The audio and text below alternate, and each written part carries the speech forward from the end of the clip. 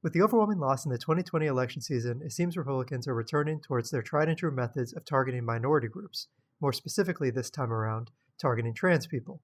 Like previous actions against gay people, laws that attempt to prevent trans women from participating in sports, bar access to hormone blockers to trans children, and restrict trans people's ability to affirm their identity legally are based on nothing other than hatred, misinformation, and fear. This will be separated into 3 sections: trans athletes, trans identity, and trans children, through which I will prove all efforts and laws are meant to do nothing but cause harm. Part 1. Trans athletes. First and foremost, I need to prove that trans women do not have an advantage over their cis competitors. The holy grail of trans athletic research is this meta-analysis, which reviews 8 research articles and 31 trans sport policies. They found that, quote, the majority of trans sport policies that were reviewed were not evidence-based, and that there, quote, is no direct or consistent research suggesting trans female or male individuals have an athletic advantage at any stage of their transition, assuming they have started cross-sex hormones. Assuming the study is correct, and while the science is not settled, I have no reason to believe it is not, any legal boundary against trans women's participation in sports against cis women should be removed. Let's do away with the study, however, and assume that no matter what trans women do, they will always have a competitive advantage over cis women, like these legislators believe. What then? Should they be forced to compete against men, or should they be barred from competing entirely? These legislators force them to compete against men. So, what of trans men? It seems nobody considers trans men when writing these laws, as their existence reveals the contradictions within the legislation.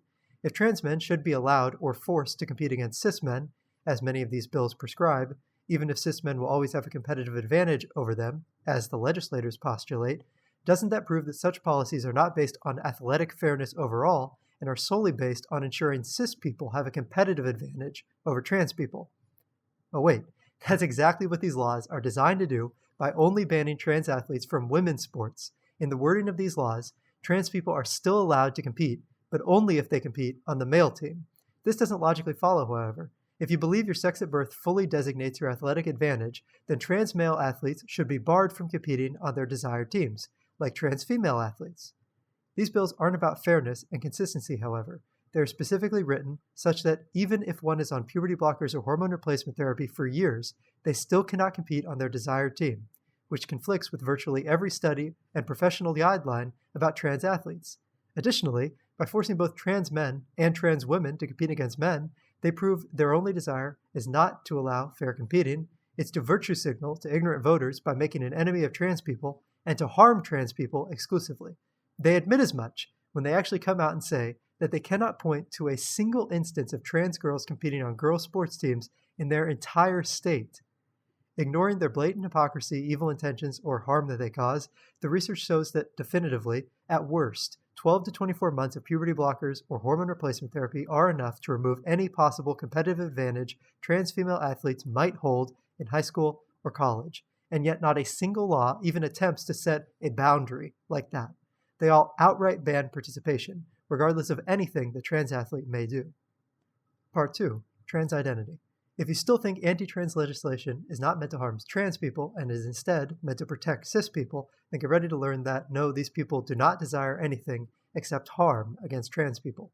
That they get to wrap trans athletic legislation in a coding of "we're protecting people" is just the perfect excuse that makes their desires more acceptable to the average intentionally uninformed person. Here's some bills that have been proposed or passed in 2021 alone.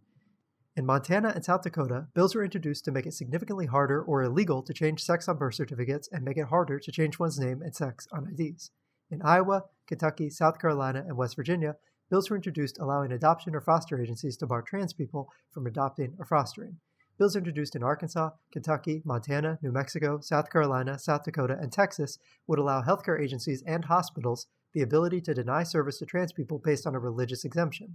Most egregiously, in my opinion, North Dakota put forth a bill that would protect conversion therapy, restrict funding for health clinics that serve trans people, chip away at gay marriage, designate gender confirmation surgery as cosmetic, ban schools from teaching anything that could be seen as related to gay marriage or trans identity, ban trans children from using their preferred names and pronouns in school, enshrine that gender identity and sexual orientation are chosen identifications and not biological descriptors, and, crazily, put into law that trans people, specifically, can be banned from public areas or communities if they do not meet vague, quote, community standards of decency.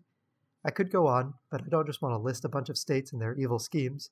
If you want to see more, the ACLU does a good job tracking bills like these. Those bills are in this year alone, and it's April. In 2019 and 2020, considerably more bills were introduced and even made it to their state senate or house, some of which ended up being passed. The idea with every piece of this legislation is not to protect anyone else. It's not to save the state money or protect anybody's freedom. These bills are solely introduced to make trans people's lives harder, to enshrine discrimination against trans people into law, and to discourage trans people from going through the effort of existing. You could say bathroom bills have an admittedly poor excuse, which is to protect the children. Adoption and foster bills also have an excuse, which is similarly to protect the children. Even trans athletic bills have an excuse, which is, to protect the integrity of sports. But what exactly is the excuse for bills that make it harder to change one's name or gender on their ID? What's the excuse for restricting access to healthcare? For making it illegal to go outside if one's presence could offend general decency? These laws do nothing but harm trans people as they were intended. Part 3, trans children. It seems any effort to harm trans people inevitably comes back to the "we're trying to protect the children" excuse, so it's no surprise that trans children would be targeted as well. The tragedy is that these bills seem to be more effective at actually being passed. In Alabama, about a month ago, the Senate passed a bill that would make it a felony to treat transgender people under the age of 19 with gender-affirming care and would require school staff to inform parents that their children's gender identity is inconsistent with their sex assigned at birth. Surprisingly, some people seem somewhat accepting of this bill, as they don't seem to understand what puberty blockers are or what they do. They mistakenly believe that puberty blockers, cross-sex hormones, and other gender-affirming care cannot be given to minors because they cannot consent, or these medications cause irreparable harm. However, this isn't true at all. All puberty blockers do is pause puberty. The only negative side effect of puberty blockers is a possible loss of bone mineral density and sterility, but other studies have suggested that there is actually no risk of bone mineral density loss, nor of osteoporosis, nor of sterility. The majority of trans children are only on puberty blockers for about 2 to 4 years, starting around 11 to 13 years old and stopping after which they move to cross-sex hormones, which have virtually no side effects, around 15 to 18 years old. Even if loss of bone mineral density was a guaranteed side effect of pubertal suppression, the overwhelming positive effects on trans children's mental health, especially the significantly lowered rates of suicidality among trans people who were given puberty blockers, means puberty blockers are necessary treatment for trans youth. Right now, to be given puberty blockers as an underage trans person, one needs to meet with a gender therapist for a period of weeks to months and prove their trans identity and feelings, must see a doctor about being approved, must receive their parents' consent, and after going through all the efforts of consistently meeting with doctors and therapists, can get the medications that will only continue to be given if the child continues to meet and prove their trans identity and desires to change their gender. In my opinion, this is a terrible policy that harms trans people for the benefit of any potentially confused cis people, the vast majority of which never find themselves on puberty blockers because of the long process and effort required. Trans people must know and prove their identity and intentions to themselves, their family, and professionals for years when they are 10 to 14 years old, just so cis people don't accidentally get on puberty blockers when the blockers don't even have any major long-term negative effects, and the effects of not getting on blockers is a significantly higher chance of suicide, depression, and anxiety. As horrible as this policy is, the Alabama bill goes further to the point of absurdity. The Alabama bill is specific in its wording. It prohibits puberty blockers and gender-affirming care for transgender people, but not for everybody. Why is this? It's because cis people are regularly placed on puberty blockers and nobody knows or cares about it. Some cis children that start puberty early, around 5 to 10 years old, can be brought to a doctor and are brought to a doctor and almost immediately placed on puberty blockers. They may be placed on blockers for years, sometimes even longer than the 2 to 4 year average for trans children, so that they start puberty when most of their peers do. This doesn't require meeting with therapists or justifying their intentions and identity, or months of pre- and post-medication meetings with various professionals to ensure the child understands what they're doing. These medications are given because parents want their children to delay puberty, and so doctors allow them to do so easily.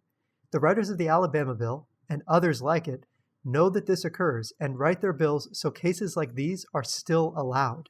They are not afraid of the effects of puberty blockers. They are not worried about placing minors on medications when they might not understand or consent. They only care about hurting trans children. It took very little time to find and read the facts about trans athletes and the positive and negative effects of puberty blockers, and the writing of this legislation proves the legislators are not ignorant of the facts. These bills, the bills that came before, and those that will inevitably come after, exist solely to further the suffering of trans people. The people who wrote them do not care about the pain they will inflict. This is their goal, and they are happy to do so. The suffering is the point.